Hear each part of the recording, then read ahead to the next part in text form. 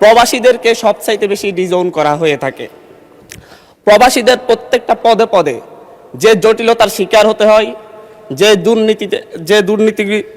দুর্নীতিগ্রস্ত প্রশাসনিক ব্যবস্থার কারণে তাদেরকে যে সকল সমস্যায় পতিত হয়, কিন্তু আমরা বারবার বক্তব্যে বলি, কথাই বলি, এবং নির্বাচন আসলে আমরা যারা রাজনীতিবিদরা আছি তারা মঞ্চে ভাষণ দিয়ে বলি যে প্রবাসীদেরকে প্রাধান্য দেওয়া হবে, তাদের নিরাপত্তা নিশ্চিত করা হবে। কিন্তু যুগের পর যুগ গিয়েছে, দিনের পর দিন গিয়েছে, প্রতিনিয়তই প্রবাসীরা এখনো এয়ারপোর্টে নিগৃহীত হচ্ছে। প্রতিদিনই কোনো না কোনো নিউজ পাওয়া যায় প্রবাসীদের ব্যাগ কেটে সর্বস্ব লুট করা হচ্ছে। আমরা দেখছি যখন তাদেরকে বাংলাদেশে ভিসা জটিলতা বাংলাদেশের সবচাইতে বড় সমস্যা, বিভিন্ন নামে বেনামে রিক্রুটিং এজেন্সি খুলে প্রশাসনের নাকের ডগায় তারা মানুষকে নিঃস্ব করে দিচ্ছে বিদেশে নেওয়ার নাম করে। কিন্তু কতজনের বিরুদ্ধে ব্যবস্থা নেওয়া হচ্ছে এই ধরনের কোনো স্ট্যাটিস্টিক্স সরকারের কাছে আছে কিনা মাননীয় স্পিকার আমার ধারণাই নেই। মাননীয় স্পিকার, আমরা পল্টন, মতিঝিল কিংবা প্রক্রিয়াপুলে দাঁড়ালেই দেখি প্রত্যেকটা বিল্ডিংয়ে মনে হয় 3-4টা করে রিক্রুটিং এজেন্সি, এবং সেই রিক্রুটিং এজেন্সির নিচে আমরা প্রায়শই মানুষের চোখের কান্না দেখতে পাই।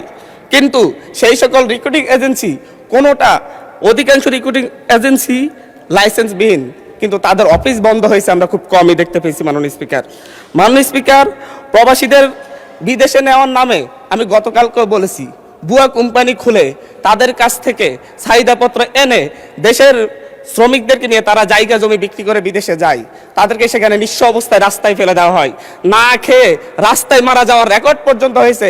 কিন্তু বাংলাদেশের দূতাবাস কিংবা বাংলাদেশের মন্ত্রণালয় এই ব্যাপারে আনুষ্ঠানিকভাবে কোনো দুঃখ প্রকাশের বিবৃতি পর্যন্ত আমাদের চোখে পড়েনি। মাননীয় স্পিকার, আমাদের এই বাংলাদেশের এই যে ভুয়া কোম্পানি তৈরি করা এবং ভুয়া এজেন্সির নাম করে, ভুয়া কোম্পানির নাম করে শ্রমিকদেরকে, বাংলাদেশের সাধারণ মানুষকে প্রতারণার শিকার হয়ে নিঃস্ব করা হয়, এটার সাথে বাংলাদেশের দূতাবাস, বাংলাদেশের মন্ত্রণালয় সহ প্রত্যেকটা গ্রুপই জড়িত, এবং সবচাইতে বেশি জড়িত বাইরের সিন্ডিকেট। 4-5 জনের সিন্ডিকেট পুরো প্রবাসীদের এই এজেন্সিগুলোকে নিয়ন্ত্রণ করে। দেশের বাইরে শ্রমিক পাঠানোর ক্ষেত্রে তারা ভূমিকা রাখে। মাননীয় স্পিকার, আমাদের বাংলাদেশে অদক্ষ জনশক্তি রপ্তানি করা হয়। বাংলাদেশে আমরা স্ট্যাটিস্টিক্স অনুযায়ী দেখলে ভারত যেখানে 70% দক্ষ জনশক্তি রপ্তানি করে, যেখানে পাকিস্তান 50% দক্ষ জনশক্তি রপ্তানি করে, যেখানে শ্রীলঙ্কা 60% দক্ষ জনশক্তি রপ্তানি করে, বাংলাদেশ সেই ক্ষেত্রে 20% দক্ষ জনশক্তি রপ্তানি করে। তারাও আইটি খাতে সেটা 1%-এর কম, স্বাস্থ্য খাতেও 1%-এর কম, এবং প্রকৌশল খাতেও 1%-এর কম। মাননীয় স্পিকার, আমরা প্রতি বছরই দেখি, বিভিন্ন স্ট্যাটিস্টিক্সে দেখতে পাই, জরিপে দেখতে পাই, প্রতি বছর 1,20,000 থেকে 2,50,000-এর মতো মানুষ প্রত্যক্ষ বা পরোক্ষভাবে ভিসা জালিয়াতির শিকার হন। কিন্তু কতগুলো ভিসা জালিয়াতির ঘটনায় বিচার হয়, এই ক্ষেত্রে বাংলাদেশ অনেক পিছিয়ে রয়েছে। মাননীয় স্পিকার, 2019 থেকে 2023 সাল মাত্র 4 বছরে প্রায় 20,000 প্রবাসী টিকিট জালিয়াতির মুখে পড়ে। টিকিটের মূল্যের ক্ষেত্রে আরও এক ভয়ঙ্কর সিন্ডিকেটের মুখোমুখি হতে হয় তাদেরকে। যদি সৌদি আরব থেকে আসার জন্য বাংলাদেশের টিকিট কাটলে সেটা 30-35,000 টাকায় কিনা যায়, কিন্তু বাংলাদেশ থেকে সৌদিতে যাওয়ার জন্য যদি টিকিট কাটতে হয় বাংলাদেশের সিন্ডিকেটের কারণে এই টিকিটের দাম 1 লক্ষ থেকে 1,20,000 টাকা পর্যন্ত হয়ে যায়। মাননীয় স্পিকার, প্রবাসীদেরকে নিঃস্ব করে আমরা বাংলাদেশের অর্থনীতিকে দাঁড় করাতে চাই, কিন্তু প্রবাসীরা প্রতি বছর প্রতি 100 জনে 5 থেকে 7 জন প্রবাসী ফেরত আসে আহত অবস্থায়, এবং তাদের চিকিৎসা পর্যন্ত ঠিকমতো করা হয় না, এবং তারা সারা জীবনের জন্য পঙ্গু হয়ে ঘরে বসে থাকে। মাননীয় স্পিকার, বাংলাদেশে প্রতি বছর প্রায় 1,500 থেকে 2,000 প্রবাসীর লাশ বাংলাদেশে আসে, এবং 1,500 থেকে 2,000 প্রবাসী মৃত্যুবরণ করে, নিহত হয় বিভিন্ন দুর্ঘটনার কারণে, কিন্তু তাদের পরিবারের খোঁজার কেউ রাখে না। আমরা নিঃস্ব হওয়ার যে অবস্থা দেখি, আমরা এই ক্ষেত্রে দেখি সরকারের উদাসীনতা, সেটা যেই সরকারই হোক। নতুন সরকার এসেছে, 3 মাস হয়েছে, আমরা এখানে আলোচনা করতেছি সরকার যেন নতুন করে উদ্যোগ নেই। আমরা পূর্ণ অতীতের মতো পিছনে ফিরে যেতে চাচ্ছি না। মাননীয় স্পিকার, পাসপোর্ট রিনিউ এবং বিপদগ্রস্ত লেবারদের পাশে বাংলাদেশের দূতাবাসগুলো দাঁড়ায় না।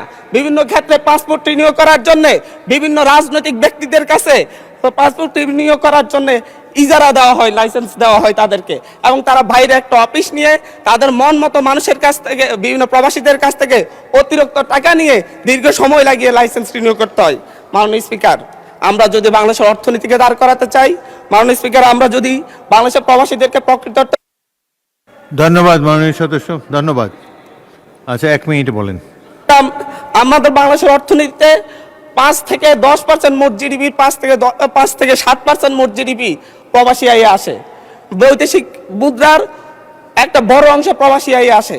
কিন্তু এই প্রবাসীদের নিয়ে, প্রবাসীদের চিকিৎসা এবং প্রবাসীদের যারা ফেরত আসে তাদের পুনর্বাসন, ভিসা জালিয়াতি থেকে মুক্তি এবং বিভিন্ন ভুয়া এজেন্সি বন্ধ করে প্রবাসীদেরকে নিঃস্ব হওয়ার হাত থেকে মুক্তি দেওয়ার জন্য সরকারকে নতুনভাবে ভাবতে হবে, নতুন কর্মপরিকল্পনা তৈরি করতে হবে।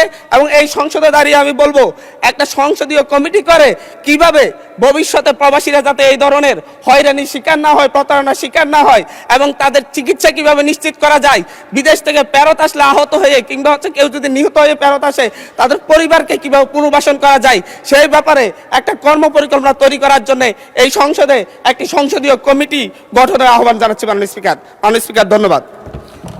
পরবর্তী বক্তা মাননীয় সদস্য বরকতুল্লাহ বুলু, নোয়াখালী 3, সময় 6 মিনিট।